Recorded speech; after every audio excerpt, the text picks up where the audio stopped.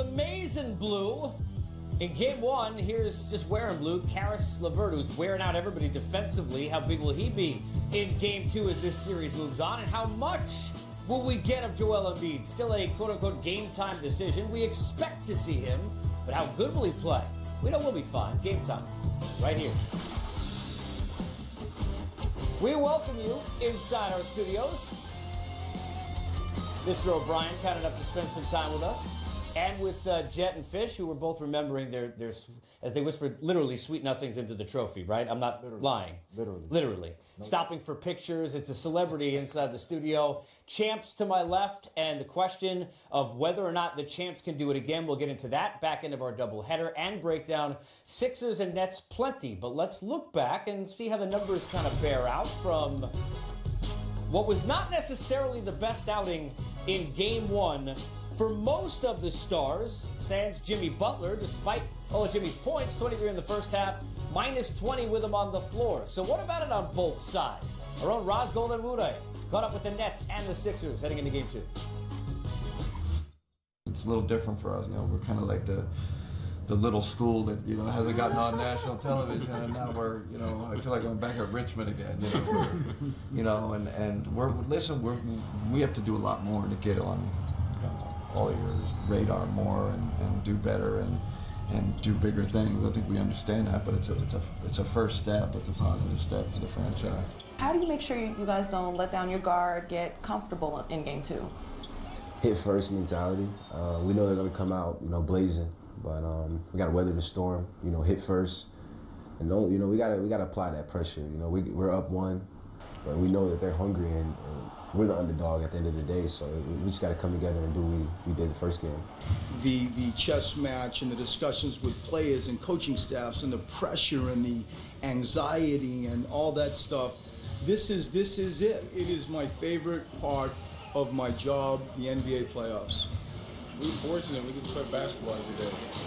We're in the playoffs. We're 3 seed. We're happy. It could be a lot worse. We could be down 0-4, but we're not. I mean, I love it. That's how Philly is. I mean, if you can't play or you can't, they're going to give you the they talk. It is what it is. If you're not playing well, they're going to let you know. But, I mean, I love being here. I love the fans here. I wouldn't want to be in a place where, they didn't really care or only showed up when times were going well. So, I mean, a few years ago, we were winning 10 games. There's a lot to get into, but let's start, because he spoke last, with Ben Simmons. Quite a difference 2 days later, because the immediate reaction after a very frustrating game for Ben on the floor and getting booed was to kind of maybe jab back at the fans. Now he talks about how he kind of loves Philly. Did you see frustration from what his game was, and how do you get more out of Ben Simmons if you're sitting there and you're coaching, you're Brett Brown, and looking at what you need to accomplish in game two? Yeah, I mean, I think there's definitely frustration there, understandable in terms of maybe not individually feeling like he had the type of performance that he's capable of, taking on some of that responsibility himself. Probably also feeling like there wasn't as much of a game plan or situations presented for him to do more and be more effective. And, I think for a player like Ben, who sees himself as being really one of the great ones in the future, he wanted to be able to do more, and those opportunities weren't there. So to get more out of him, to me, the Sixers really have to figure out a way to defend at a much higher level. I thought that Brooklyn, other than D'Angelo Russell in the first half, everybody else was pretty comfortable offensively and were effective.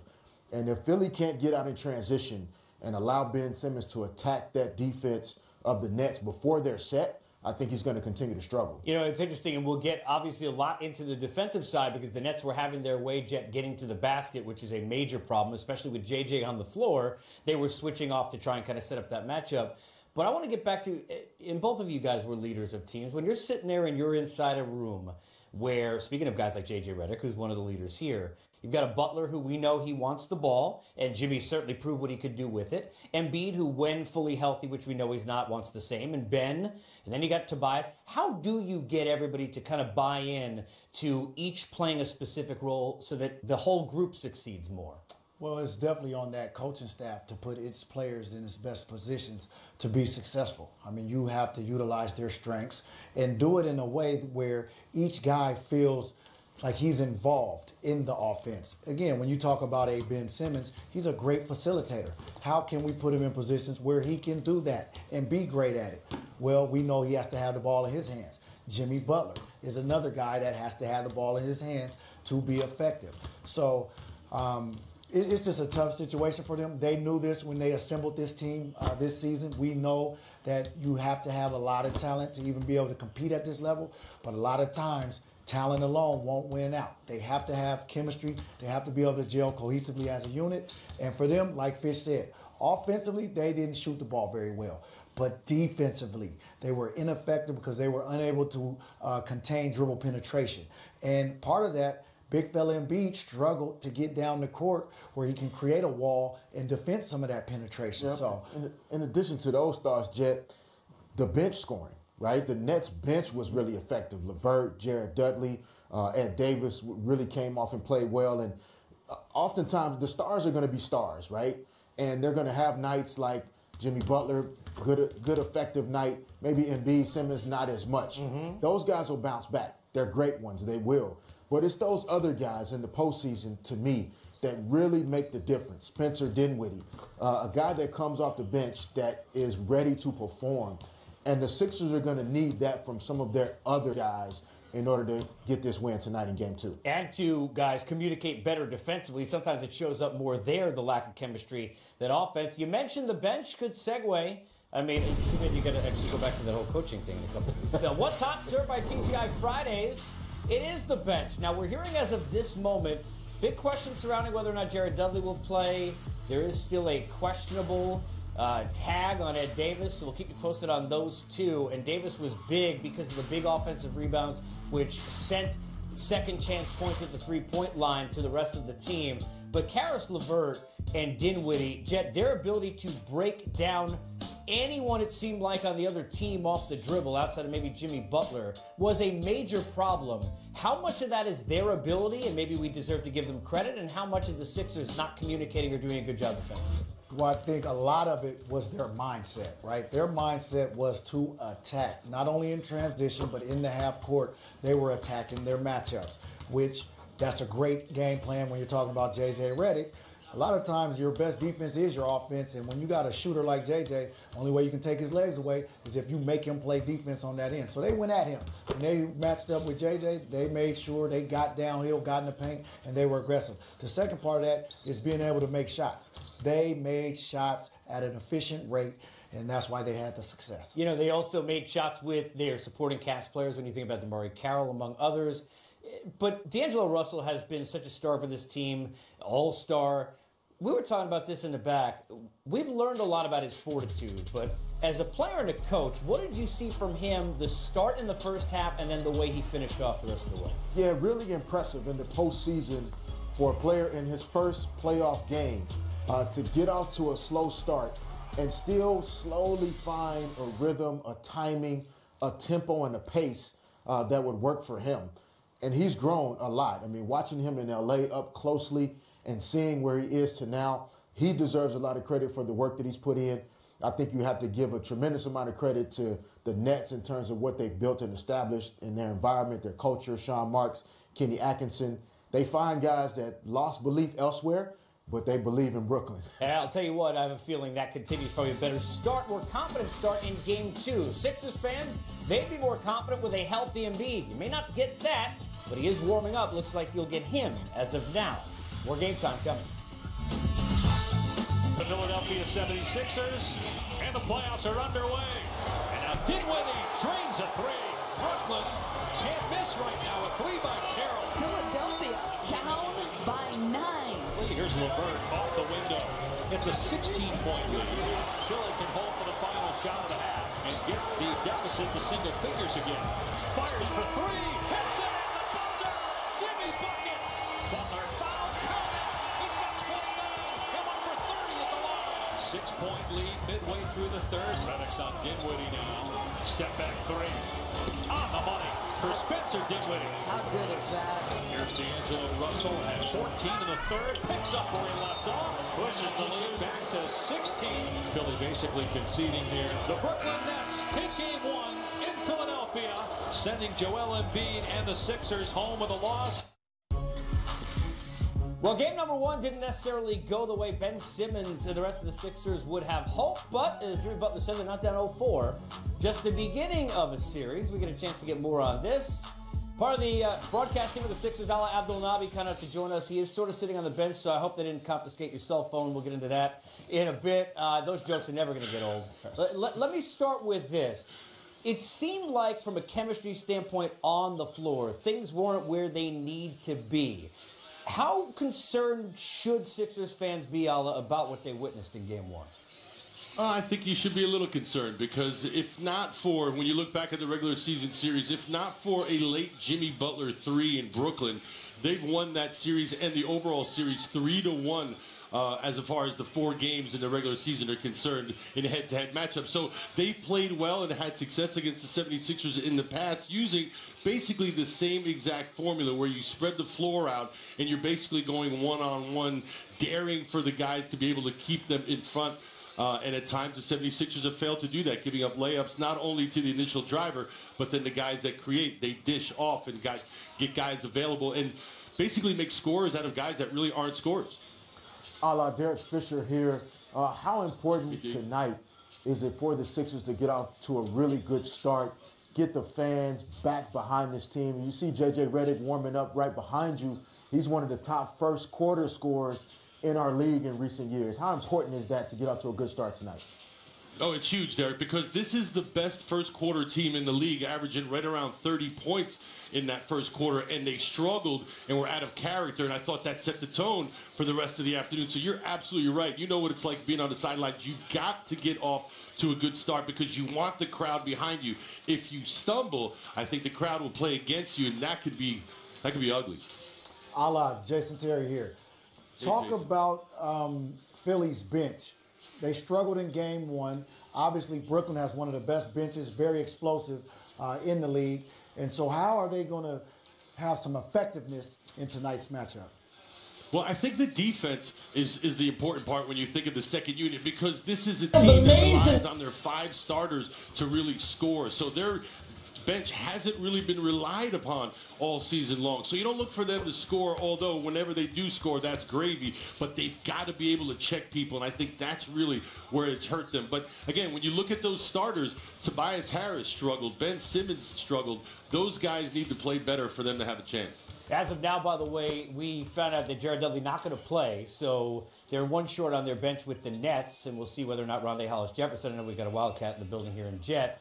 You mentioned Ben Simmons, Al. I got to ask you about this because the aggressiveness at times is great. That's his nature. But then he seems passive trying to get to the hole. How much of that is fear of getting to the free throw line and getting fouled? Well, I think it might play a little bit of a role, but give credit to the Nets, too, for what they've been able to do. They're putting 2 guys in the lane. They're doing a great job of getting back and clogging up avenues for him.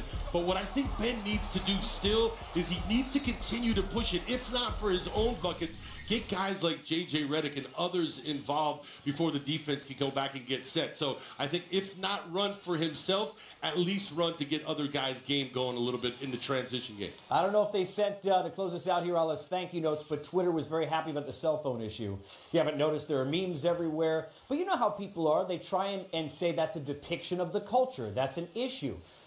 What have you heard in conversations you've had about what went on behind the scenes beyond the fine that we know about in terms of the aftermath of that cell phone incident? Well, listen, it was a bad thing. And it was bad optics for sure, especially on live TV, national TV for that matter, during a big game. But I'm also going to be inclined to say let's not blow it out of proportion. I think it's not an issue moving forward. I think the 76ers have done a good job of dealing with it. Now, if it was something that would linger, I think you'd look back on it and say that was a decisive moment or a turning point. But I think it's in the rearview mirror. At least I hope it is. All right, Ala Abdel-Nabi joining us, which we appreciate, from Philadelphia. 1-0 lead right now in this series for the Sixers. We're going to check out Embiid and kind of where he was shooting from, because this is the interesting thing. The shot chart, and it was one possession that was odd in the first quarter where, we were talking about this earlier today, we got 3 fouls, Fish, on Jared Allen, and he's taken 2 threes in a row. How much does that signify to you that he doesn't feel healthy and good enough to want to bump, get contact, and go in the middle? Well, it tells me a little bit that, in particular, without probably practicing a lot at a high level or at least high intensity in recent weeks, that his energy, his conditioning is not at playoff levels. But he got to the free throw line 18 times. So I think he still made the effort. But as Ala just mentioned, the Nets kept a lot of bodies crowding the paint, and they really forced the Sixers to play from the perimeter other than J.J. Redick. And so we'll see if Joel makes an adjustment tonight to really stay around that painted area and impose his will. Yeah, I happen to be lucky. I got a great guard pairing, and I'm not part of any of it right here, that I'm sure both of you guys, Jet, would love to play with. You did, when you think about Shaq. A guy like Embiid, because if he's down in the post, it's creating so many open shots for everybody else, especially because the Nets don't have any bigs. How much better are the Sixers, especially for this matchup with the Nets, when they have him in the post versus outside? Well, the only thing I will say with that is when Embiid is in the post, because Jared Allen is one of our best rim protectors in our league, and then Ed Davis is a serviceable defender, they're really not double teaming him. The only time the other guys can, take advantage of their opportunities is when Joel gets double teamed. He's had a lot of one-on-one matchups in this series, and so he's going to really get to the free throw line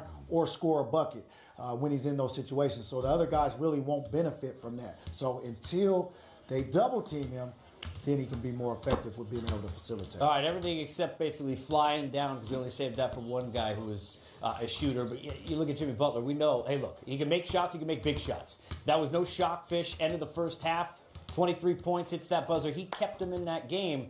But now you come into game 2, and roles probably need to be a little bit different. So how does Jimmy fit in if you're going to get more out of Harris and Simmons and Embiid? Well, I thought that Jimmy Butler stepped on the gas a little bit, maybe too much, after he realized in the first half a couple nights ago that nobody else really was ready to go right from the start. So as you mentioned, the last part of that second quarter, he really kept them close enough to have a chance. Tonight, I think the balance needs to be better. However, you always need that alpha male in these situations to take the lead and not wait for other people. There were a lot of nights Kobe or Shaq or Pau Gasol, they didn't wait for their teammates. They imposed their will on their teammates as well as the opponent. So there needs to be some balance in terms of game plan. But as a player for Jimmy Butler, he needs to think about doing whatever it takes to win. And if that's getting buckets and just getting the win tonight, we can figure out strategy later. We got to win and tie the series back up tonight. Last thing quickly, they got to activate Tobias Harris. He'll do anything in the flow, but he's a Long Island kid. You know he wants to be big in this series. He could play. We'll see what happens with the Sixers tonight. Speaking of getting buckets, in case you haven't heard, Steph Curry can hit a 3 or 2 or 2 trillion. We'll take a look at Game 2. How contentious will this one be?